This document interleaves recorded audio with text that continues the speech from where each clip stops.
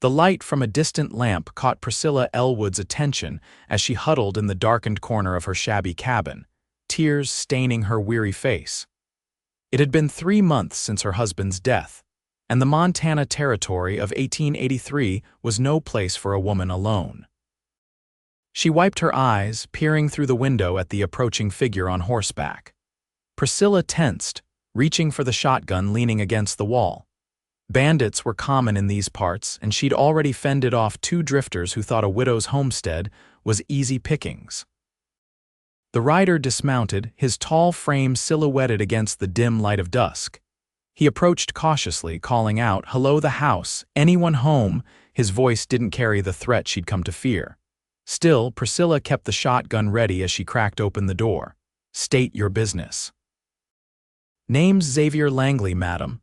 My horse threw a shoe about a mile back. I noticed your chimney wasn't smoking, wanted to make sure everything was all right." The man stood respectfully at a distance, hat in hand. He appeared to be in his early 30s with weather-beaten skin that spoke of years under the sun. "I'm fine," Priscilla lied, her voice betraying her, "just conserving firewood." Xavier glanced at the darkened house behind her. "It's mighty cold for April. Mind if I light your lamp?" "It'll be dark soon." Priscilla hesitated. She'd been sitting in darkness for days, lacking the will to tend to even the simplest tasks. The grief had consumed her, leaving little room for living. "I suppose," she finally conceded, stepping back to allow him entry. Xavier moved with surprising gentleness for a man of his size. He found matches on the mantel and lit the oil lamp, warm light flooding the cabin. In the soft glow, Priscilla saw his face clearly, kind eyes, a strong jaw softened by the hint of a smile, and a small scar running along his left cheek. "There," he said. "That's better, isn't it?" The light revealed what darkness had hidden: dishes piled in the basin, clothes unfolded, dust gathering on every surface. Priscilla felt shame heat her cheeks, but Xavier made no comment. "I haven't been well," she offered by way of explanation. Xavier nodded. "Loss has a way of dimming everything," he said simply. "When's the last time you ate, madam?" Priscilla couldn't remember. The pantry held food, but the effort of preparing it had seemed insurmountable these past weeks. Without waiting for an answer, Xavier rolled up his sleeves. "I make a decent stew. Not as good as my mother's, but it'll warm you up, if you'll permit me."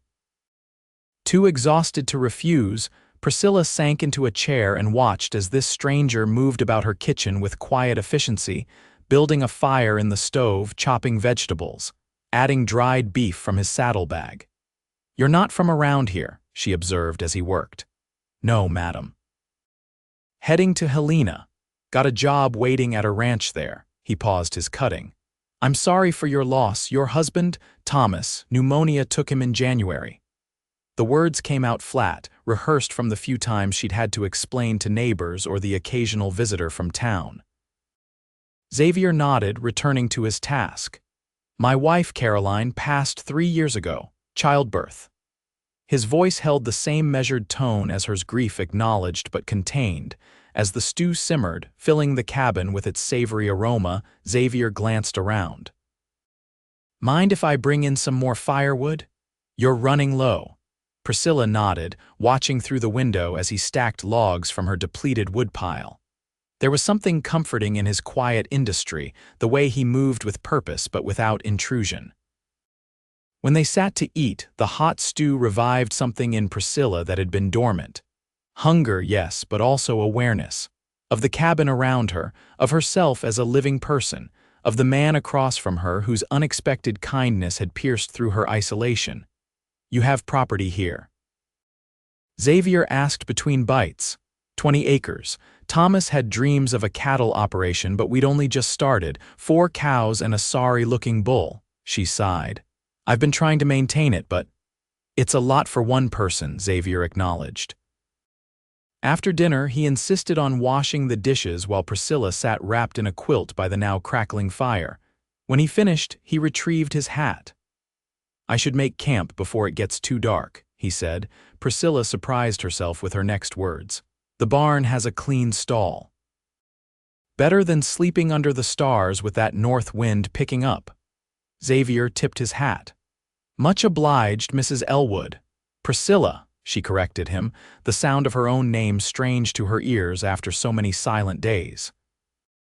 Priscilla, he repeated, and something in the way he said it made her feel seen for the first time in months. That night she slept soundly, the lamp burning low on her bedside table. She didn't extinguish it, finding comfort in its gentle glow pushing back the darkness. Morning brought rain, a steady drumming against the cabin roof. Priscilla rose early, her body remembering routines long neglected. She lit the stove, put coffee on to boil, and ran a comb through her tangled hair. A knock at the door announced Xavier's presence. He stood dripping on her porch, hat in hand. "Morning, I've tended to your livestock, hope you don't mind." She invited him in, pouring him coffee. "You didn't have to do that." "No trouble." He accepted the cup gratefully. "That bull isn't as sorry looking as you made out. Good stock." "Thomas paid too much for him," Priscilla said, then paused, realizing she'd spoken of her husband without the usual wave of crushing grief. Xavier sipped his coffee. "Weather report in town said rain for 2 days. I should probably get my horse reshod before moving on." He hesitated. "I noticed your roof leaking in the northwest corner. I could patch it if you'd like. Before I go." Priscilla wanted to refuse. Accepting help felt like admitting defeat somehow. But the steady drip into the pot she'd positioned under the leak made the decision for her. "I'd be grateful," she admitted. Xavier spent the day repairing not just the roof but the loose porch step, the sticking back door, and the broken latch on the chicken coop. Priscilla found herself moving through the house with new energy, washing windows, sweeping floors, folding the laundry that had piled up. When evening came, she cooked a proper meal venison she'd been saving, with potatoes and carrots from her root cellar. They ate by lamplight, the pattering rain creating a cocoon around the cabin. "Why Helena?" she asked as they finished their meal. Xavier leaned back in his chair. "Foreman position at the Blue Creek Ranch, owners retiring, looking for someone to manage the operation." He traced the rim of his coffee cup. "After Caroline died, I drifted, took whatever work came along, but a man needs roots eventually." "Yes," Priscilla agreed softly, "roots matter." The rain continued through the next day, and Xavier found more repairs to occupy himself. Priscilla ventured to the barn to feed the chickens, something she'd been doing mechanically these past months. This time, she noticed the fresh straw Xavier had laid down, the mended feeding trough. "Your husband built this place?" Xavier asked as they worked side by side, sorting through tools in the small shed attached to the barn. "We both did," Priscilla replied, surprising herself with the pride in her voice. "I'm handier than I look, or I was before." "Before grief became a full-time occupation," Xavier finished for her. She looked at him sharply, then nodded. "Yes, exactly that. It gets better," he said simply. "Not gone, just different." By the third morning, the rain had stopped and sunlight streamed through freshly cleaned windows. Priscilla woke feeling rested, the crushing weight on her chest somehow lighter. She found Xavier already outside, splitting wood with powerful, practiced strokes. Watching him work, she was struck by how his presence had changed the homestead in just a few days. It wasn't just the repairs, it was the sense of possibility that had returned. When he finished, Xavier wiped his brow and approached her. "I should be heading to town. Get that shoe for my horse." Priscilla nodded, ignoring the sinking feeling in her stomach. "Of course. You've done more than enough."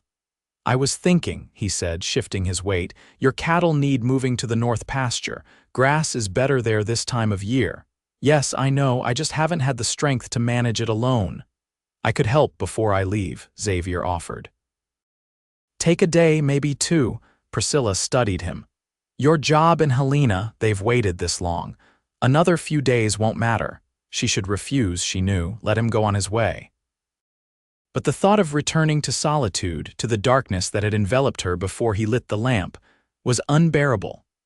"Thank you," she said simply. Moving the cattle required them to work as a team, riding side by side, calling directions across the rolling hills of the property. Xavier on his bay gelding, Priscilla on Thomas's old mare.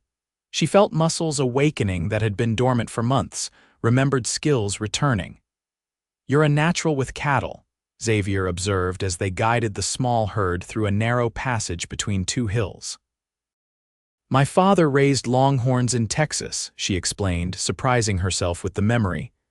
"I was riding herd before I was 12. How'd you end up in Montana?" Thomas had the wanderlust, kept hearing about free land up north. She smiled faintly. "I wanted adventure too back then." They made camp that night under the stars, the cattle settled in their new grazing ground. Xavier built a small fire and they shared a simple meal. Priscilla found herself telling stories she hadn't thought about in years: her childhood in Texas, meeting Thomas at a county fair, their journey north. Xavier was an attentive listener, his questions drawing out details she'd forgotten. In turn, he shared his own past, growing up on a small farm in Colorado, learning ranching from his uncle, meeting Caroline. "She loved to dance," he said, staring into the fire. "Every Saturday night, no matter how tired we were." He looked up at Priscilla. "What did Thomas love?" "Maps," she answered without hesitation. "He collected them, studied them, always planning our next move." They fell silent, each lost in memories, but it wasn't the crushing grief of before. Instead, Priscilla felt a gentle melancholy, tinged with fondness. The next day brought them back to the homestead by noon. Xavier set about repairing the corral fence while Priscilla tended to her neglected garden plot, turning soil for spring planting. "You know," Xavier called over, "with 4 cows and that bull you could have the start of a decent herd in a couple years. This is good grazing land." Priscilla straightened, brushing dirt from her hands. "I've been thinking of selling, going back to Texas maybe." Xavier nodded but said nothing more, returning to his work. The silence between them stretched, filled only by the sound of his hammer and the distant lowing of cattle. That evening, as they sat on the porch watching the sunset paint the sky in brilliant oranges and pinks, Priscilla felt a strange contentment settle over her. Not happiness, not yet, but a quieting of the storm that had raged within her these past months. "I should be on my way tomorrow," Xavier said, breaking the comfortable silence. "Been imposing on your hospitality too long." Priscilla turned to look at him, this man who had arrived at her darkest moment and rekindled something she thought extinguished. "You haven't imposed. You've helped me remember how to live." In the fading light, she saw emotion flicker across his face. "Sometimes that's all we can do for each other. Light the way back." Their eyes held for a long moment until Priscilla looked away, suddenly aware of her pounding heart. It felt like betrayal, this fluttering in her chest, as if her body were forgetting Thomas too quickly while her mind still clung to grief. "I should check on the chickens," she murmured, rising abruptly. That night Priscilla lay awake, thoughts churning. Xavier would leave tomorrow, continue to Helena, to his new life. She would stay, face the emptiness of the cabin again, but it wouldn't be the same emptiness. He had shown her that survival was possible, that grief could coexist with living. Still, the thought of his departure left an ache she hadn't expected. Morning came too quickly. Xavier had his horse saddled by the time Priscilla emerged from the cabin. She carried a package wrapped in cloth. "Some food for your journey," she said, handing it to him. Their fingers brushed and she pulled back quickly, heat rising to her cheeks. Xavier secured the package in his saddlebag. "I can't thank you enough for your hospitality, Priscilla." "It's I who should be thanking you," she insisted, "for everything. The repairs, the cattle." She hesitated. "For lighting the lamp when I needed it most." He mounted his horse, looking down at her with those kind eyes that had come to mean so much in such a short time. "If you ever need anything, the Blue Creek Ranch isn't far, just a day's ride." Priscilla nodded, not trusting her voice. Xavier tipped his hat, turned his horse, and rode away. She watched until he was just a speck on the horizon, then turned back to the cabin that somehow seemed both more livable and emptier than before. The days that followed had a different quality than the dark time before Xavier's arrival. Priscilla maintained her routine, tending the livestock, working in the garden, keeping the cabin in order. But every day she found her thoughts drifting to Xavier, his quiet strength, his understanding, the way he spoke of grief as something to be carried rather than escaped. 2 weeks after his departure, a wagon appeared on the road to her property. Priscilla shaded her eyes, recognizing Mrs. Tompkins from town, accompanied by her husband. "Brought you some seedlings," Mrs. Tompkins announced as she climbed down. "Heard you might be planting a proper garden this year." Priscilla accepted the gift with surprise. "That's very kind. Who told you I was gardening?" That cowboy who passed through. "Stopped in town for supplies before heading to Helena. Mentioned you might appreciate some tomato plants." Mrs. Tompkins peered at her. "You're looking better, dear, got some color back in your cheeks." After the Tompkinses left, Priscilla stood holding the seedlings, a warm feeling spreading through her chest. He'd thought of her, spoken well of her. It shouldn't matter so much, but it did. As spring blossomed into summer, Priscilla found her strength returning. The garden thrived, the cattle fattened on rich grass, and she even began making improvements to the cabin curtains for the windows, a new rocker for the porch. Life was taking root again. She thought of Xavier often, wondering how he was faring at his new position. Sometimes in the quiet evenings, she imagined conversations with him, telling him about her day, her small triumphs. Then, on a sweltering day in late July, she spotted a rider approaching. Her heart quickened as she recognized the straight-backed figure, the bay gelding. Xavier dismounted before reaching the cabin, leading his horse the last few yards. He looked good, his skin bronzed by the sun, his frame perhaps a bit fuller than when he'd left. "Priscilla," he greeted her, hat in hand. "Hope you don't mind the visit." She couldn't suppress her smile. "Not at all. It's good to see you, Xavier." He glanced around the homestead, noting the thriving garden, the mended fence, the freshly painted porch rails. "You've been busy." "Someone reminded me that life goes on," she said softly. "Would you like some lemonade? It's too hot for coffee." They sat on the porch, sipping cool drinks, catching up on the weeks that had passed. Xavier spoke of the Blue Creek Ranch, the challenges and satisfactions of his new position. "The owner's daughter tried to match me with her friend," he confessed with a slight smile. "A widow from back east, very refined lady." Priscilla felt a twinge of something that might have been jealousy. "And did the match take?" Xavier shook his head. "She was looking for a city man in cowboy clothing. I'm just a cowboy." There was something in his tone, a question unasked. Priscilla looked away, uncertain how to respond. "Your place looks good," Xavier said, changing the subject. "You've done a lot with it." "I've been thinking about Thomas's dream," she admitted. "Building a real cattle operation. It won't be easy alone, but—" She trailed off, then gathered her courage. "Why did you really come back, Xavier?" He set down his glass, meeting her gaze directly. "I couldn't stop thinking about you." "About this place," he gestured around them. "About the light in your eyes when you talked about riding herd with your father." Priscilla's heart thundered in her chest. "I've thought about you too," she whispered. "I know it's too soon," Xavier said quickly.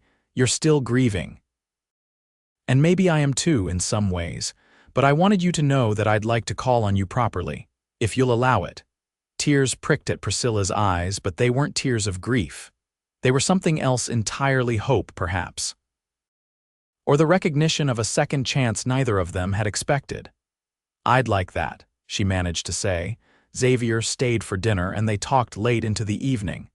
When he finally rose to leave, promising to return in 2 weeks, Priscilla walked him to his horse. Under the vast Montana sky, stars scattered like diamond dust above them, Xavier took her hand. "I'm not trying to replace what you lost," he said softly. "Just hoping to build something new alongside it." Priscilla squeezed his hand, understanding perfectly.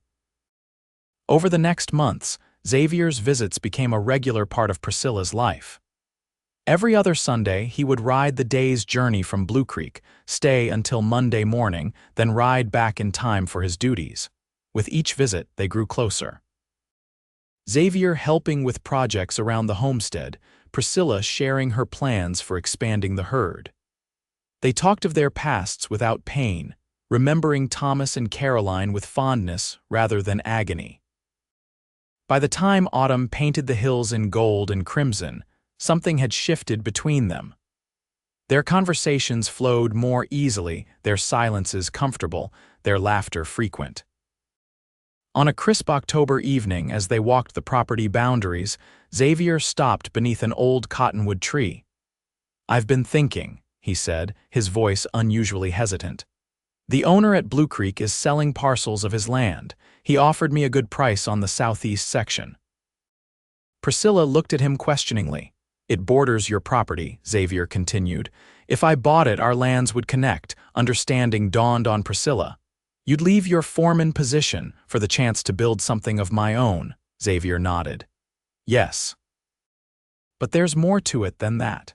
He took her hands in his. "I love you, Priscilla. I didn't expect to find love again, but here it is."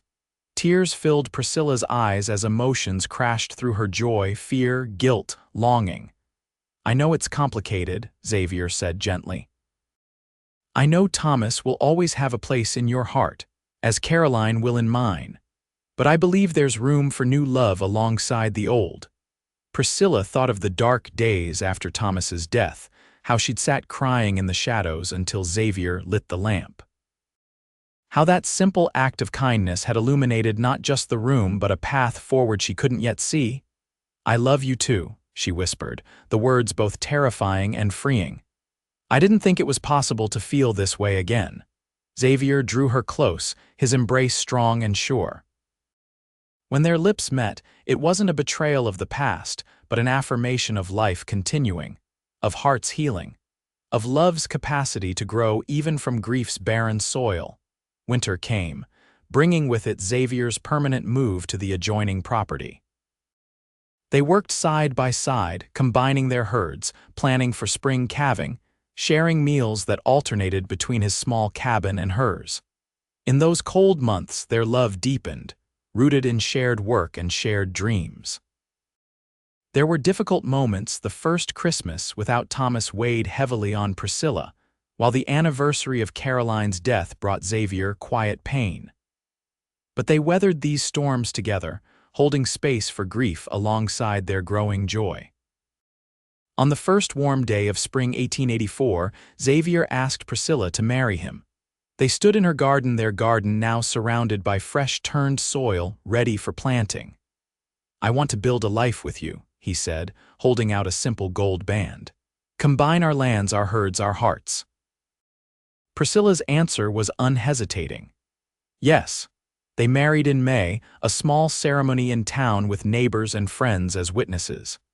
That evening, returning to the homestead, their homestead now, Xavier swept Priscilla into his arms before crossing the threshold. "Welcome home, Mrs. Langley," he whispered against her hair. Later, as they lay entwined in the darkness, Priscilla thought of how far she'd come from that grief-stricken widow sitting alone in the dark. She reached out and lit the lamp beside the bed, wanting to see Xavier's face, to treasure this moment in the light. "What is it?" he asked, noticing her thoughtful expression. "I was just thinking about how sometimes a new life begins with the smallest action," she said. "Like lighting a lamp in the darkness." Xavier pulled her closer, "or stopping at a dark cabin to check on a stranger." Outside, the Montana night stretched vast and star-filled above their joined properties, no longer separate homesteads, but the beginning of a ranch that would one day span hundreds of acres, supporting a herd that would grow from Priscilla's 4 cows and sorry-looking bull to over 300 head of prime cattle. In the years to come, they would face droughts and harsh winters, cattle thieves and market fluctuations. Their family would grow to include 2 sons and a daughter, each inheriting their parents' resilience and capacity for love. But on that spring night in 1884, all those future joys and challenges were yet to unfold. What mattered was the present moment. 2 people who had found each other in their darkest hours, who had lit the way forward together, who had discovered that grief may close one chapter but doesn't end the story. In the warm glow of the lamp, Priscilla and Xavier sealed their new beginning with a kiss, proving that even in the wild harshness of the Montana territory, love could take root, flourish, and light the way toward a future neither of them could have imagined in their moments of deepest sorrow. A new life, indeed, that had begun with the simple act of a cowboy lighting a lamp for a widow crying in the dark.